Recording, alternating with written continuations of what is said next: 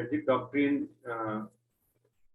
जो इंडिया का है उसके बारे में पिछले क्लास में चर्चा हो चुकी है। ठीक है, भारत की जो न्यूक्लियर स्ट्रेटजी है या जो मिलिट्री स्ट्रेटजी है वो सबसे पहले नो फर्स्ट यूज की थी, लेकिन 97 के बाद जो है इसमें परिवर्तन किया गया और उसके पश्चात जो है भारत में पहले जो उनकी ये नीति थी कि हम कभी भी परमाणु अस्त्रों का प्रयोग पहले नहीं करेंगे, उसमें उन्होंने बदलाव किया और बदलाव करने के बाद जो है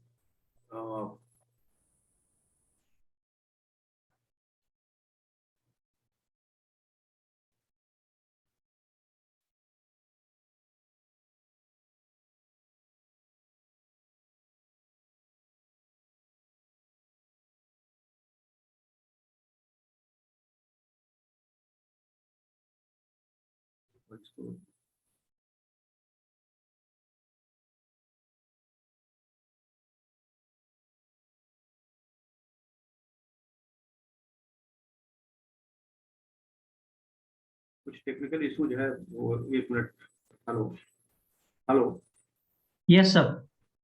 हाँ हाँ, एक मिनट, कुछ टेक्निकल इशूज है।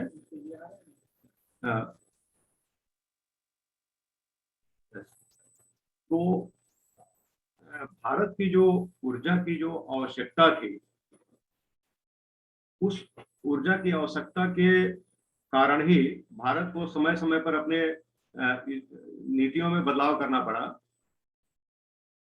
और ऊर्जा की जो आवश्यकता थी वो 3 बातों पर आधारित थी, जो उसके यानी हम कह सकते हैं, दूसरे शब्दों में कह सकते हैं कि उसके जो प्रेरक तत्व थे वो 3 बातों पर निर्भर करता था। ठीक है, पहला जो है भारत की ऊर्जा आवश्यकता, दूसरी सुरक्षा आवश्यकता और तीसरा जो है विश्व शांति की आवश्यकता। ठीक, अब हम ये देखते हैं कि भारत के जो नीतियां हैं, परमाणु नीतियां हैं, उसके चरण कौन कौन से थे।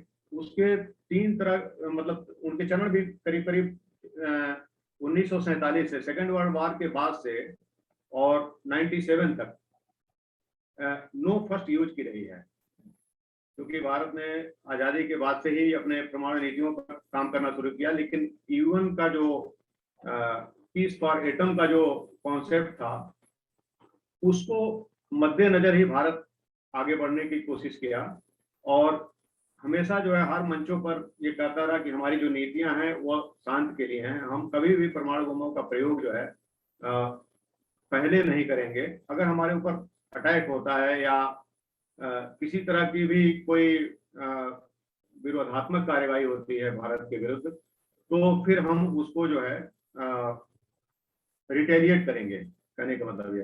तो ये भारत की जो नीति थी ये इसी पर आधारित थी कि हम पहले परमाणु बमों का प्रयोग नहीं करेंगे और इसी तरीके से उसकी टोटल मिलिट्री स्ट्रेटजी थी कि हम कभी भी परमाणु बमों का प्रयोग नहीं करेंगे या हम किसी भी राष्ट्र पर, जैसे परमाणु बमों का तो एक अलग चीज हो गया, लेकिन इसके अलावा हम पहले किसी भी शत्रु देश जो भी हमारा होगा उस पर हम हमला नहीं करेंगे।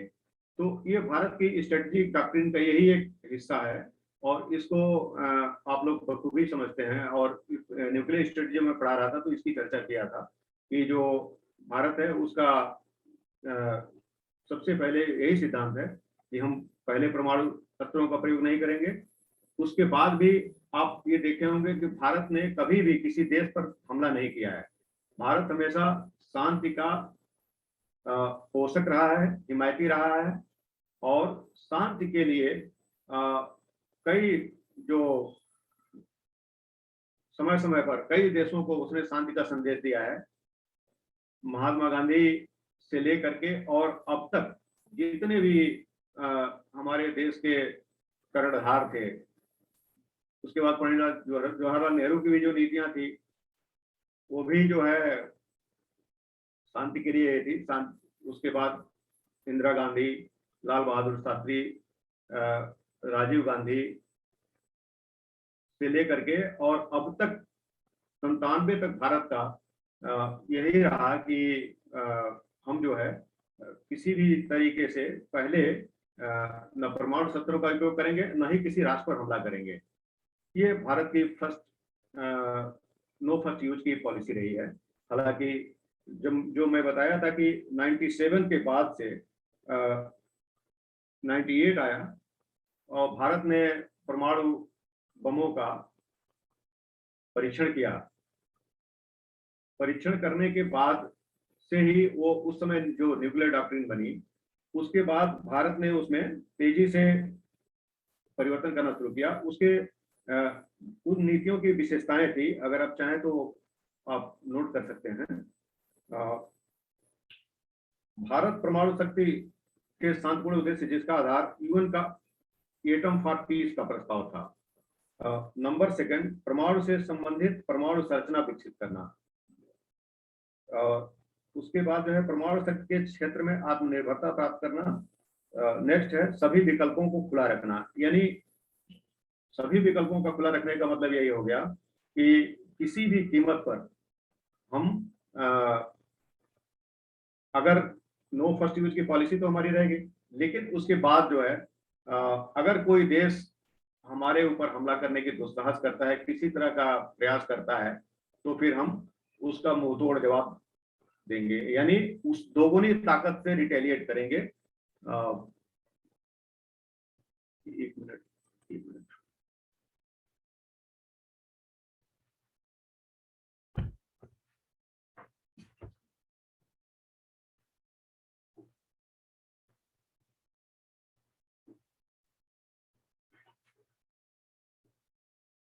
उसकी विशेषता है। तो भारत, और उसके बाद घटनाएं कौन कौन सी घटित होती है जिसमें भारत जो है आगे बढ़ता है परमाणु के क्षेत्र में, सिस्टमेटिक ढंग से हम आपको पॉइंट वाइज बता भी दे रहे हैं। 1948 में परमाणु आयोग की स्थापना हुई, ठीक। उसके बाद 54 में परमाणु ऊर्जा आयोग का गठन हुआ। किसके नेतृत्व में गठन हुआ? ये डॉक्टर होमी जहांगीर भाभा के नेतृत्व में गठन हुआ। इसके बाद भारत ने यह लगातार कोशिश करता रहा कि इस क्षेत्र में हम आत्मनिर्भरता प्राप्त करें, और आत्मनिर्भरता के लिए उसने अपने सहयोगी राष्ट्रों से सहयोग लेना शुरू किया। आप लोगों को पता होगा कि भारत में यूरेनियम जो है बहुत कम मात्रा में मिलता है। मिनरल्स में यूरेनियम भारत में कम पाया जाता है। तो और परमाणु ऊर्जा में सबसे ज्यादा आवश्यकता अगर किसी चीज की पड़ती है तो यूरेनियम की पड़ती है। तो भारत यूरेनियम जो है अपने जो सहयोगी देश हैं, जो मतलब एनएसजी के जो मेंबर हैं, भारत भी उसकी सदस्यता के लिए प्रयास कर रहा था। अमेरिका भी, जैसा कि आगे चल के 2007 के टाइम में यूएस न्यूक्लियर डील हुआ था, उसके बाद से कई देशों से भारत को भी चूंकि न्यूक्लियर रिएक्टर्स के लिए सामान मिलना शुरू हो गए थे, जो भी परमाणु ऊर्जा से संबंधित है।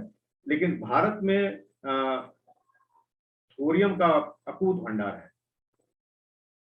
तो इसलिए जो एनएसजी के जो देश हैं, वो ये उसमें जो 7 ऐसे बड़े देश हैं, वो पहले ये चाहते थे कि मतलब जो भी न्यूक्लियर सप्लायर, मतलब न्यूक्लियर के लिए जो इक्विपमेंट्स हैं, ये हम ही लोगों के बीच में ये इसका ट्रांसफर हो, कोई अदर देश इसको प्राप्त न कर पाए। लेकिन ये जो है चोरी छिपे और कई सोर्सेज से, जैसे साउथ कोरिया ने, उत्तरी Korea, north Korea, sorry south Korea मैं बोला, नॉर्थ कोरिया, ईरान और पाकिस्तान, ये सब 3 ऐसे देश हैं जो भी न्यूक्लियर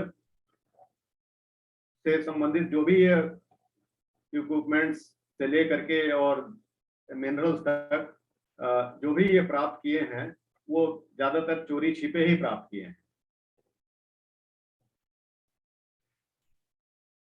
उसके बाद 1967 में भाभा एटॉमिक रिसर्च सेंटर की स्थापना होती है और उसी के तत्पश्चात यूरेनियम यूसीआई, जिसको हम कहते हैं यूरेनियम कारपोरेशन ऑफ इंडिया, की स्थापना की गई थी। महाराष्ट्र के तारापुर, राजस्थान के कोटा, उत्तर प्रदेश के नरोरा और तमिलनाडु के कलपक्कम में परमाणु संयंत्रों की स्थापना की गई।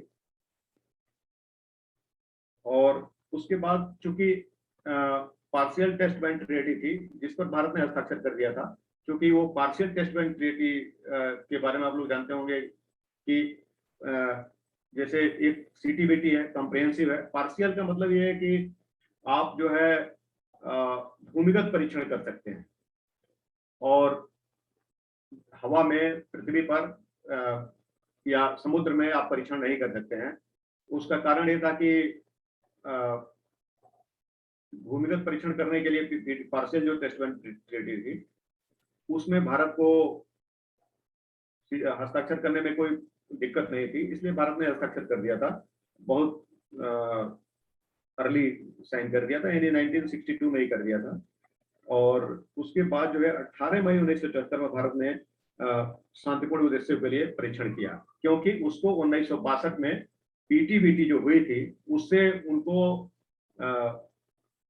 एक तरीके से कहिए कि परमिशन मिल गया था कि हम हस्ताक्षर मतलब भूमिगत परीक्षण कर सकते हैं उस हस्ताक्षर के कॉन्टेस्ट में। अब उसके बाद 97 की जो डॉक्ट्रिन है, स्ट्रेटेजिक डॉक्ट्रिन है हमारा 97 के बाद से जो नया बना है, उसके दो प्रमुख कारण थे। एक तो उस परमाणु परीक्षण क्यों हुआ, उसका एक बहुत बड़ा कारण यह था कि जो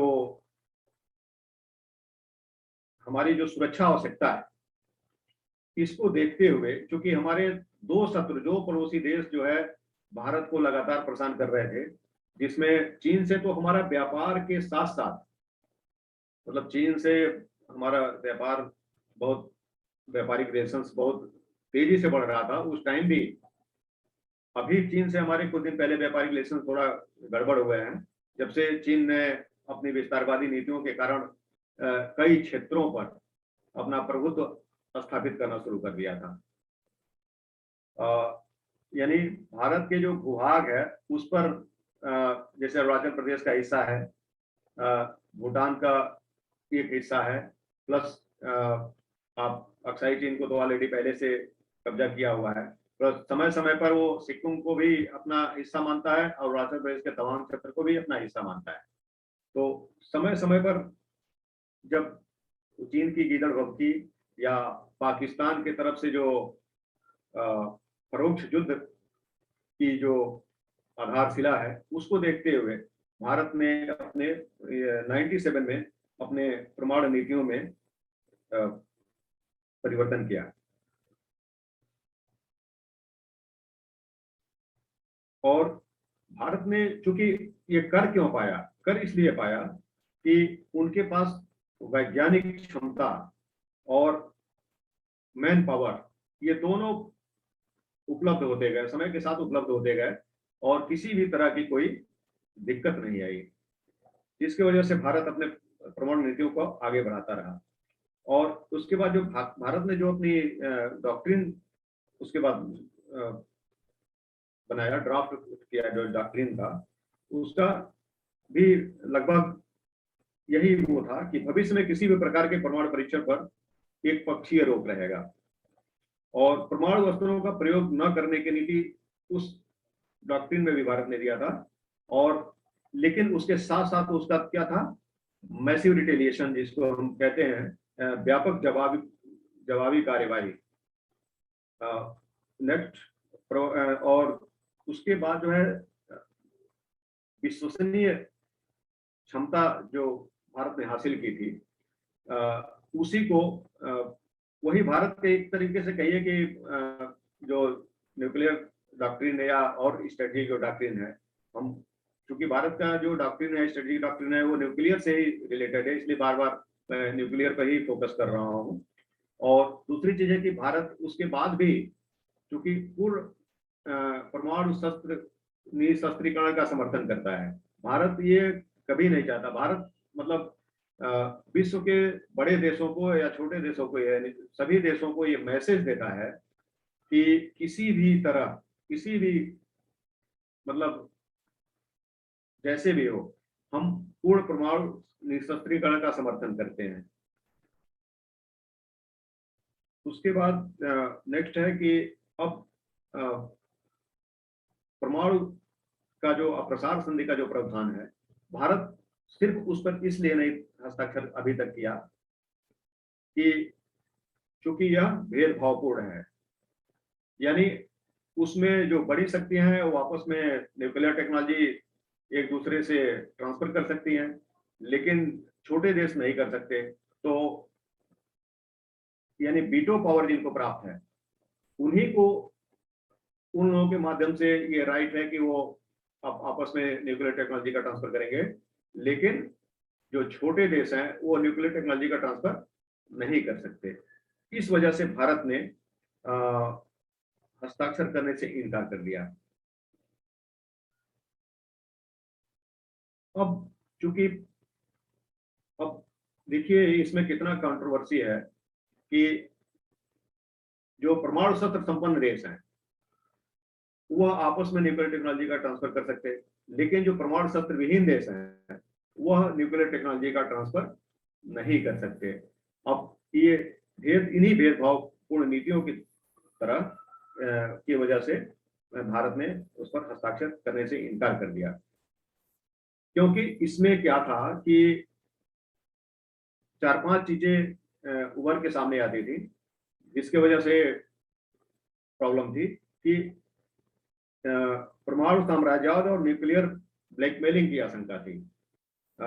उसके बाद हम देखते हैं तो परमाणु अस्त्रों के क्षैतिज विस्तार को रोकती है, यानी जो क्षैतिज विस्तार यानी 5 महाशक्तियां आपस में न्यूक्लियर टेक्नोलॉजी का ट्रांसफर तो कर सकते हैं, लेकिन जो अन्य देश हैं वो नहीं कर सकते। यानी जो छोटे देश हैं जो वो नहीं कर सकते, केवल जो 5 बड़े देश हैं वो कर सकते हैं जिनको वीटो पावर प्राप्त है। और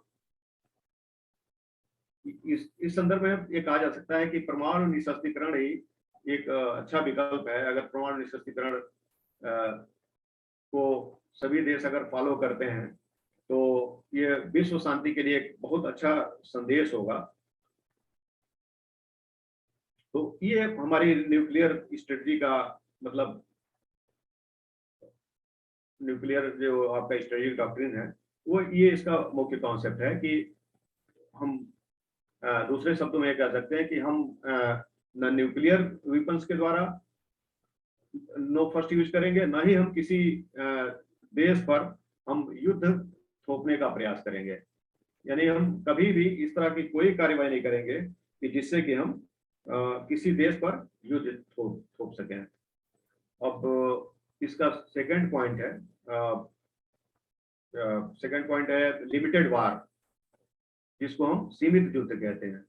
तो मैं सोच रहा था कि सेकंड और थर्ड ये पॉइंट जो है सीमित युद्ध और असीमित युद्ध, इसको भी मतलब कवर किया जाए, क्योंकि ये छोटे छोटे टॉपिक्स हैं। तो लिमिटेड वार क्या है, पहले इसके बारे में हम जानते हैं कि लिमिटेड वार क्या है। लिमिटेड वार परंपरागत युद्धों का ही एक स्वरूप है, जिसको हम सीमित युद्ध की श्रेणी में, सीमित युद्ध क्यों इसको हम कहते हैं, क्योंकि यह सीमित संसाधनों के द्वारा सीमित क्षेत्र में लड़ा जाता है। अगर जैसे कि हम कभी कभी ये होता है कि कॉन्फ्लिक्ट होता है 2 देशों में, तो हम ये देखते हैं कि छोटे हथियारों का मतलब लघु शस्त्रों का, स्मॉल आर्म्स का प्रयोग होता है, बड़े व्यापक पैमाने पर प्रयोग होता है। लेकिन उसमें एक चीज ये देखी जाती है कि हम जो है बड़े किसी भी तरह का शस्त्र का प्रयोग न करें, यानी जो सीमित युद्ध का जो प्रारूप है उसको हम फॉलो करें। लेकिन क्या होता है कि कभी कभी ये होता है कि वो छोटे ही हथियार घातक हो जाते हैं और समस्या पैदा करते हैं। और इसका कॉन्सेप्ट कहाँ से आया सीमित युद्ध का? तो इसको हम ये देखते हैं कि जब वियतनाम और कोरियन वार से के बाद से ये सीमित युद्ध हुआ। अब इसको हम थोड़ा द्वितीय विश्व युद्ध की तरफ चलते हैं अगर, तो आप ये देखते होंगे कि द्वितीय विश्व युद्ध की जो भयावहता थी वो कितनी व्यापक थी। और उस व्यापकता को देखते हुए ही जब द्वितीय विश्व युद्ध समाप्त हुआ तो महाशक्तियां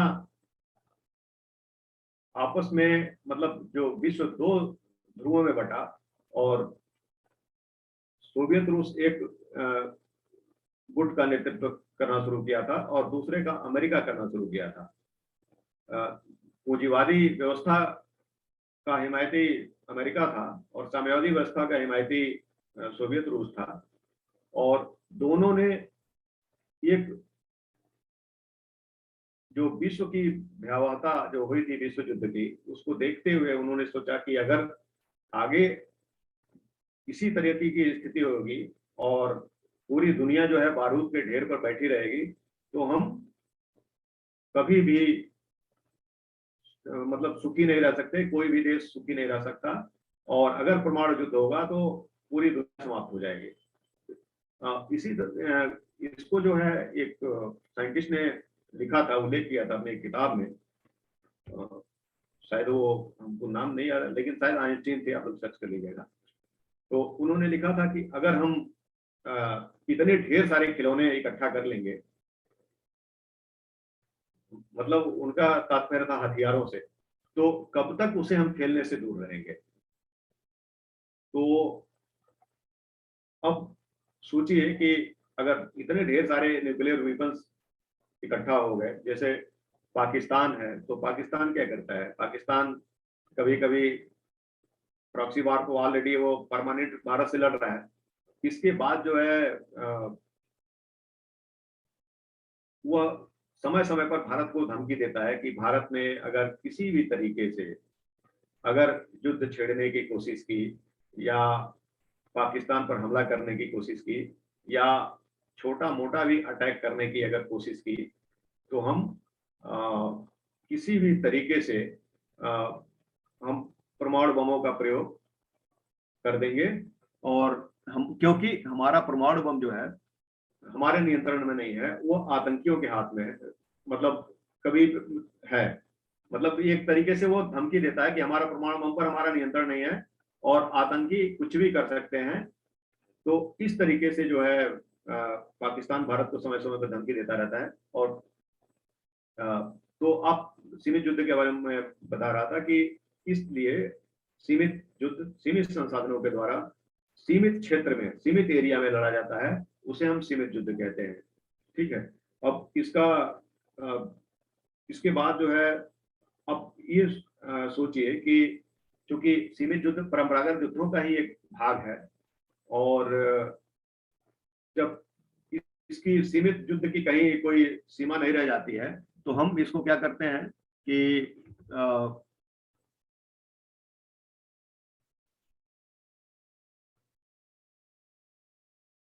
ये देखते हैं कि जब सीमित युद्ध जिन क्षेत्रों में लड़ा जाता है, फिर आगे क्या होता है कि आगे जाके वो धीरे धीरे वो बड़ा रूप भी ले सकता है। तो इस तरीके से कंपैरेटिवली आप स्टडी करें कि सीमित युद्ध और असीमित युद्ध में क्या अंतर होता है। तो सीमित युद्ध वह युद्ध है जो सीमित संसाधनों के द्वारा सीमित क्षेत्र में लड़े जाते हैं। असीमित युद्ध जो है, क्योंकि वह द्वितीय विश्व युद्ध में समस्त संसाधनों का प्रयोग हुआ था, उसका बहुत बड़ा उदाहरण है। तो जो असीमित युद्ध है, अनलिमिटेड वॉरफेयर है, वह असीमित संसाधनों के द्वारा लड़े जाते हैं। इस तरीके से उसमें हम किसी भी तरह के संसाधनों का प्रयोग कर सकते हैं।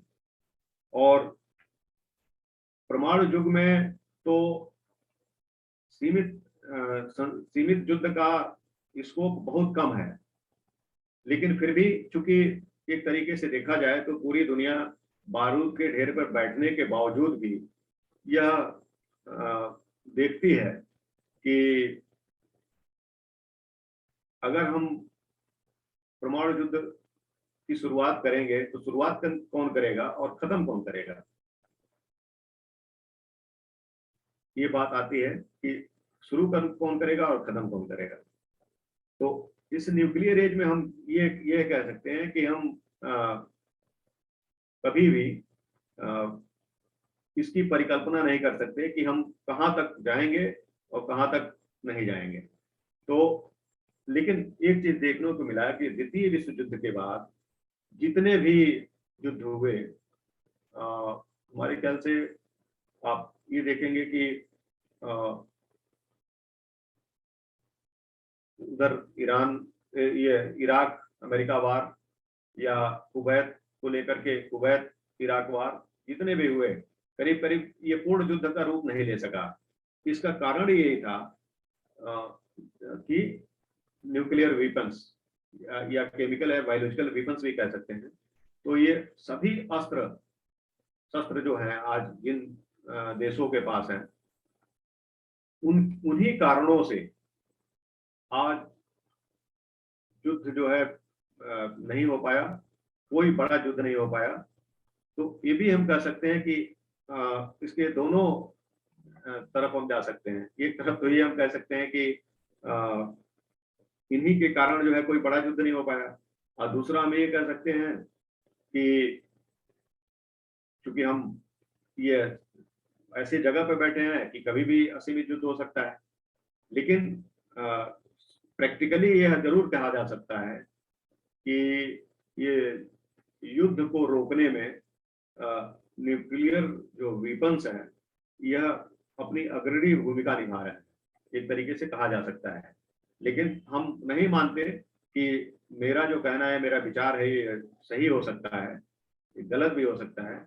लेकिन फिलहाल ये देखने को मिल रहा है कि न्यूक्लियर वेपन्स के कारण ही विश्व में कोई बड़ा युद्ध नहीं हो पाया है।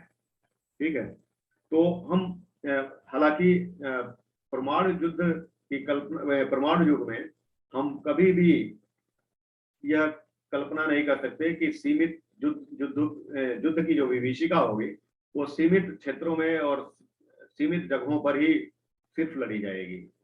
वह कभी भी असीमित हो सकता है, यानी वो कभी भी पूर्ण युद्ध का रूप धारण कर सकता है। तो ये आपका पूर्ण युद्ध, असीमित युद्ध या पूर्ण युद्ध एक ही बात हुआ। पूर्ण युद्ध का रूप धारण कर लेता है जब वो असीमित युद्ध हो जाता है।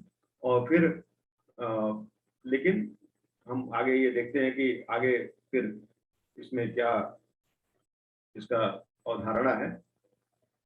उसके बाद हम देखते हैं कि रीजनल कॉन्फ्लिक्ट होता है।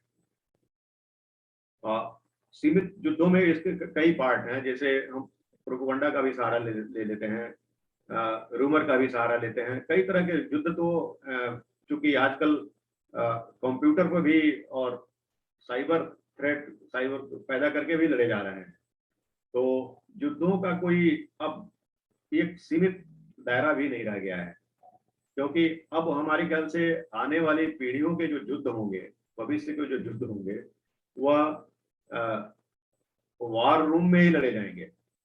एक तरीके से देखा जाए तो हम कंप्यूटर और रोबोट के युग में मनुष्य कहाँ से कहाँ तक पहुंच गया, और जितने भी मतलब ये चीन को देख लीजिए, अमेरिका को देख लीजिए, वो सब जो है अपना अब इनके सारे जो वार रूम्स बने हुए हैं, और कंप्यूटर पर बैठ के सारे मतलब हर विश्व की पूरी मॉनिटरिंग कर रहे हैं। अमेरिकन सैटेलाइट्स पूरी दुनिया में चक्कर लगा रहा है, घूम रहा है कि कहीं से कोई भी अगर हलचल होती है तो अमेरिका को साफ नजर आता है कि क्या हो रहा है। आपने देखा होगा कि जो अफगानिस्तान वार जब चल रहा था तो अमेरिका ने एक कार को विस्फोट में उड़ाया था। अमेरिका का ये कहना था कि कुछ आतंकी थे जो एयरपोर्ट को ISIS के जो एयरपोर्ट पर हमला करने जा रहे थे। तो पर्टिकुलर वो गाइडेड मिसाइल के थ्रू जो है उस पर अटैक किया, और वो कार में 6 लोग सवार थे और सभी लोग वहीं पर समाप्त हो गए। वो कार को उन्होंने बमों से उड़ा दिया। तो अगर अब कहां से, वो एक कंट्रोल रूम से। तो अब ये देखा जा रहा है कि सीमित युद्ध का जो दायरा है वह कितना बड़ा हो रहा है। अभी चाइना के बारे में भी ये कहा जा रहा है कि जो महामारी, जो कोविड का जो फैलाव किया है चाइना ने वायरस का, तो उसको भी एक तरीके से ये देखा जा रहा है कि ये बायोलॉजिकल वारफेयर का एक हिस्सा है। तो अब वो तो, क्योंकि हम ये नहीं कह सकते कि ये लिमिटेड वार है, क्योंकि ये तो अगर देखा जाए तो ये आर्थिक युद्ध के श्रेणी में आएगा। कारण ये है कि आर्थिक युद्ध, चूंकि विश्व की पूरी व्यवस्था लगभग बड़े बड़े देशों की जीडीपी से लेकर के, और ये आपका क्या कहते हैं, जितने भी मतलब आर्थिक रिसोर्सेज के संसाधन हैं, सभी सभी प्रभावित हुए हैं। तो हम कभी ये नहीं कह सकते कि जो एक वार रूम में बैठ करके चीन है और विश्व के और सारे भी देश हैं जो भी कुछ न कुछ षड्यंत्र कर रहे हैं, अपने दुश्मन देशों के साथ कर रहे हैं, या अपनी अर्थव्यवस्था को मजबूत करने के लिए दूसरे देशों की अर्थव्यवस्था को नुकसान पहुंचाने का प्रयास कर रहे हैं। जैसे चीन जो है, आप खुद देखिए कि सभी देशों की जीडीपी गिरी, और चीन की जीडीपी जो है बढ़ी। शुरुआती दौर में तो उसको कुछ नुकसान हुआ, या हो सकता है दिखाने के लिए नुकसान सर हुआ हो। हाँ। सर ये मीटिंग जो है वो 1 मिनट में लॉग आउट हो हाँ। जाएगी, फिर से हाँ। रिज्वाइन कर दीजिएगा। अच्छा, ठीक है, ठीक है। Okay sir.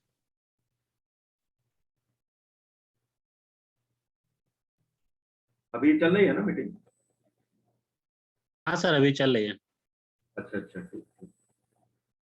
तो वो मैं ये चीन की नीतियों के बारे में बता रहा था कि चीन यही कोशिश कर रहा है, ये प्रयास कर रहा है कि किसी न किसी तरीके से हम सुपर पावर बनने के अग्रणी अग्रणी भूमिका में रहे हैं। यानी जितने भी, जैसे वो